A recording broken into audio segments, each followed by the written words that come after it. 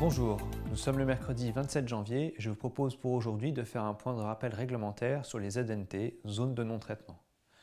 L'acronyme ZNT cache en fait différentes choses. Il y a tout d'abord les ZNT aquatiques qui existent depuis 2006 et qui visent à protéger les cours d'eau du risque de transfert de produits phyto par dérive. La phase de risque est du type pour protéger les organismes aquatiques, respecter une zone de non-traitement de X mètres par rapport au point d'eau. Cette distance peut être de 5 mètres, 20 mètres, 50 ou 100 mètres. En l'absence d'indication sur l'étiquette, la distance minimale à respecter est de 5 mètres pour tous les produits, sauf en cas de mention particulière sur l'étiquette. Si la distance mentionnée est inférieure à 100 mètres, alors il est possible de la réduire à 5 mètres, à condition que le cours d'eau soit protégé par une bande enherbée de 5 mètres de large, d'utiliser des buses antidérives homologuées et de tenir sa traçabilité. Toujours pour protéger les cours d'eau, on peut avoir une phrase de risque qui mentionne un dispositif végétalisé permanent.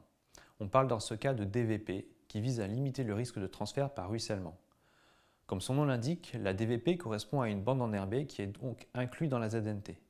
Mais la particularité de cette DVP est d'être non réductible, ce qui signifie que si elle est de largeur insuffisante au regard de ce que mentionne l'étiquette, le produit ne peut pas être répandu sur la parcelle concernée. Par exemple, si on a une phrase de risque du type « Pour protéger les organismes aquatiques, respecter une zone non traitée de 50 mètres comportant un dispositif végétalisé permanent d'une largeur de 10 mètres en bordure des points d'eau », cela signifie qu'il faut bien une bande enherbée de 10 mètres de large minimum. On a ensuite les DSR pour distance de sécurité riverain, qui ont été mis en place l'année dernière. Ces distances concernent les zones d'habitation et se mesurent à partir des limites de propriété de l'habitation.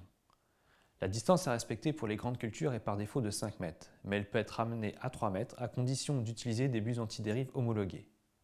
Attention cependant, puisque les produits jugés les plus préoccupants ne peuvent être répandus à moins de 20 mètres des zones d'habitation. Le ministère tient à jour la liste des produits concernés. A noter que les produits de biocontrôle, les produits autorisés en agriculture biologique et les substances de base ne sont pas concernés par les DSR. Enfin, l'étiquette peut mentionner d'autres distances à respecter vis-à-vis des plantes non cibles ou d'arthropodes non cibles.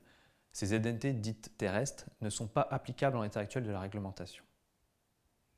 Bonne semaine, à la semaine prochaine.